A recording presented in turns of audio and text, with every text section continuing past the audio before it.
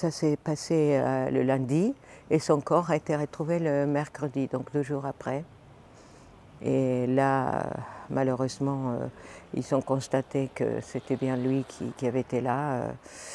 Alors, bon, à ce moment-là, j'ai prévenu mon époux qui était rentré au Pérou.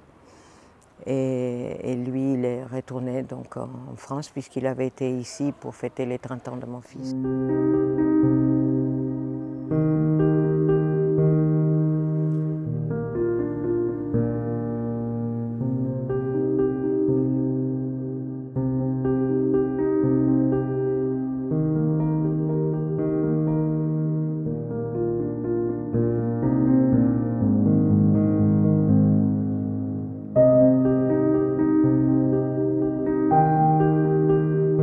C'est ma fille et mon gendre qui sont venus me retrouver en me disant qu'il y avait un immeuble à Marseille qui était tombé et qu'ils n'arrivaient pas à joindre mon fils.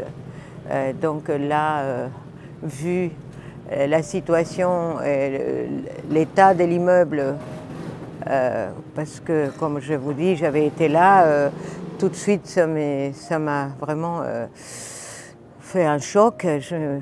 J'avais peur que ce soit lui en fait. J'ai essayé de reprendre pas le normal de notre vie parce que c'était impossible. Notre fils, il avait sa place, il occupait une place si importante qu'on ne pourra jamais la combler. Mais seulement qu'on a essayé de continuer en le voyant lui comme quelqu'un qui est là mais qu'on ne voit pas, d'une part. Et puis d'autre part, on essaye jusqu'à maintenant de crier, si on veut, d'élever la voix pour qu'on fasse entendre la voix de mon fils. Que lui, il avait le droit de vivre, il avait le droit de vivre dignement et également lever la voix pour tous les délogés que depuis vagabondent un peu partout, qu'ils ont été placés dans des endroits lointains qui ont difficulté énormément leur vie. Les enfants, ils ont perdu tout.